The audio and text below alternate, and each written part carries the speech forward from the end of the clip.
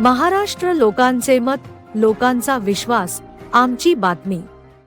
नाव सांगा आणि आपण कोणत्या प्रभागातून उमेदवारी अर्ज दाखल केला आणि कोणत्या पक्षाकडून तुम्हाला तिकीट मिळालं? नमस्कार, मी डॉक्टर कैलास जनार्दन बनसोडे, प्रभाग छत्रपती संभाजीनगर महानगरपालिकेतून प्रभाग क्रमांक 25 अनुसूचित जाती या प्रभागातून मी सध्या निवडणूक लढत आहे।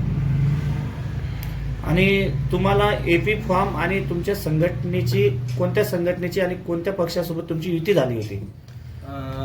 तसं पाहता मी पॅन्थर्स रिपब्लिकन पार्टी आमच्या राष्ट्रीय अध्यक्षा माईसाहेब सूर्यकांता गाढे मॅडम यांच्या पक्षाची आणि राष्ट्रवादी काँग्रेस पार्टी शरदचंद्र पवार साहेब यांच्या पक्षाच्या युतीचे ध्येय धोरण जे गेल्या 3 महिन्यापासून प्रयत्न चालू होते, त्या पक्षाचे जिल्हा अध्यक्ष माननीय पांडुरंग तांगडे साहेब यांच्याशी आमच्या राष्ट्रीय अध्यक्षा, आमचे पदाधिकारी मनोरे साहेब, तसेच आमचे गाडेकर साहेब, तसेच आमचे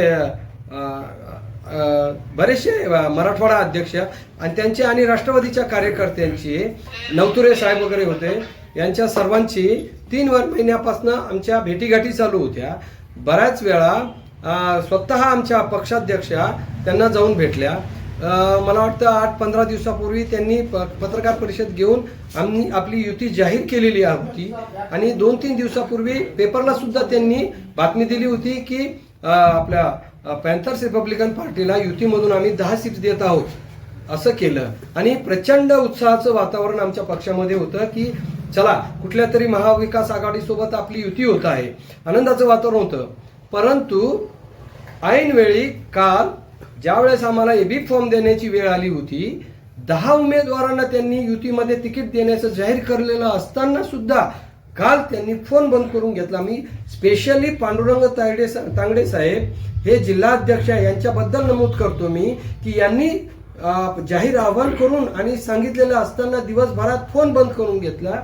त्याच्यानंतर आमच्या पक्षाध्यक्षा आमचे नवतुरे साहेब, मनोरे साहेब, आमचे विविध पदाधिकारी यांना वारंवार त्यांनी फोन करून सांगितलं, तरी सुद्धा फोन उचलले नाही आणि फोन बंद करून ठेवला। मी डॉक्टर कैलास चंद्र बनसोडे, माझा 25 प्रभागामध्ये मला अनुसूचित जातीसाठी त्यांनी मान्य केलं होतं आणि तिकीट देण्याचं कबूल केलेलं असताना सुद्धा मला एबी फॉर्म दुसऱ्या दिवशी म्हणजे आज सकाळी 31 तारखेला सकाळी 7-8 वाजता मला फोन करून देण्याचा प्रयत्न दिला। मला म्हणायचंय आता हे एवढ्या मोठ्या पक्षाचे पदाधिकारी आणि विशेष म्हणजे जबाबदार माणूस यांना नियमावली, महानगरपालिकेची नियमावली माहीत नव्हती का? म्हणजे यांनी जाणून बुजून खोडसाळपणा करून मला म्हणजे आमच्या पार्टीला देण्याचा त्यांच्या इच्छाच नव्हती। मग ही काय कदाचित मनुवादी प्रवृत्ती आहे की जाणून बुजून आम्हाला डावलण्याचा प्रयत्न होता? जर यांनी आम्हाला अगोदरच सांगितलं होतं की युती नाही होत नाहीये, आम्ही काहीतरी पर्यायी व्यवस्था केली असती किंवा आम्ही स्वतंत्र घोषणा केली असती आम्ही लढण्याची, परंतु यांनी हा जाणून बुजून खोडसाळपणा केलेला असल्यामुळं मी छत्रपती संभाजीनगर मधील सर्व उमेदवारांना तसेच प्रत्येक सामान्य नागरिकांना मी जाहीर आव्हान करतो की ही आपली शरद पवार साहेबांची राष्ट्रवादी काँग्रेस पार्टी हिला नुसतं छत्रपती संभाजीनगर मधूनच नाही तर महाराष्ट्रातून हद्दपार करा असं मी जाहीर आवाहन करतो। सांगायचं तात्पर्य एवढं आहे की आपण जो युती धर्म सांगतो तो युती धर्म आपण पाळायला हवा। मी आमच्या पॅन्थर्स रिपब्लिकन पार्टी यांच्या राष्ट्रीय अध्यक्षा माननीय सिद्धांतदादा गाडे तसेच आमचे विविध पदाधिकारी यांच्या सर्वातर्फे या राष्ट्रवादी काँग्रेस शरदचंद्र पवार साहेब यांच्या पार्टीचा मी निषेध करतो व प्रत्येकाला सामान्य नागरिकाला विनंती करतो की आपण या पार्टीला हद्दपार करावे। तुझं दाखल केलेला आहे, हा कसा केलेला आहे उमेदवारी अर्ज? सध्या मी 2 फॉर्म भरलेले होते, त्यांच्या जे काही त्यांनी मला हे दिले आश्वासन दिलं होतं त्याच्यानुसार मी एक राष्ट्रवादी काँग्रेस पार्टी यांच्या एका पार्टीचा 1 फॉर्म तसेच आमचा पॅन्थर रिपब्लिकन पार्टीचा 1 फॉर्म असे मी 2 फॉर्म भरलेले होते आणि विशेष कुठलीही त्रुटी विना ते फॉर्म मंजूर झालेले आहेत. फक्त हा EB फॉर्म मला आज 7 वाजता दिलेला असल्यामुळे जे काही आपल्याला विधित आणि जो काही आपला टायमिंग दिलेला आहे त्या विविध टायमिंगमध्ये आपण न दिल्यामुळे आज माझा तो फॉर्म बाद झालेला असून फक्त मला अपक्ष म्हणूनच लढावे लागणार आहे. हा खोडसाळपणा आहे. तुम्ही एक उच्च शिक्षित डॉक्टर उमेदवार आहात.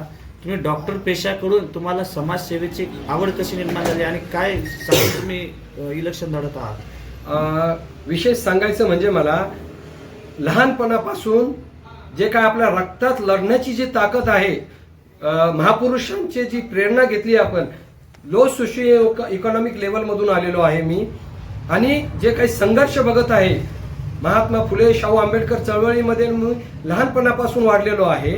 आणि मी नुसतं डॉक्टरच नाही तर मी UPSCचे 3-4 अटेम्प्ट दिलेले आहेत IASचे.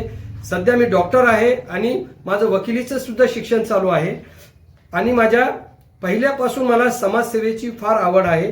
आणि सत्तेशिवाय आपण माणूस कितीही हुशार असला परंतु सत्तेशिवाय काहीही पर्याय नाही. म्हणजे बाबासाहेब म्हणतात की पॉलिटिक्स इज द मास्टर की ऑफ युअर एम्पॉवरमेंट. म्हणून आणि परत आपण काही सत्ता असली तर समाजासाठी जाती धर्म पक्ष या सगळ्या काही सीमा ओलांडून एक सर्वसामान्य माणसापर्यंत पोहोचण्याचा माझा प्रयत्न आहे. तसेच एक नागरिक म्हणून नागरिकांच्या मूलभूत समस्या, पाणी, ड्रेनेज, लाईट, म्हणजे जे काही रस्ते, जे काही आणि काय ज्या सुविधा लागणार आहेत जनरल सामान्य माणसाला, त्या सामान्य नागरिकापर्यंत माझा पोहोचण्याचा प्रयत्न आहे. आणि त्याच्यासाठी मी आता मागे पण मी विधानसभा निवडणूक सुद्धा मी लढलेलो होतो, पण तो माझा पहिला अनुभव होता. ह्यावेळेस मी चांगल्या मोठ्या ताकदीने उभा आहे आणि सर्व जनतेला माझं आव्हान आहे की उच्च शिक्षित आणि सुसंस्कृत माणूस आहे, आपण एकदा विचार करायला हवा. नमस्कार.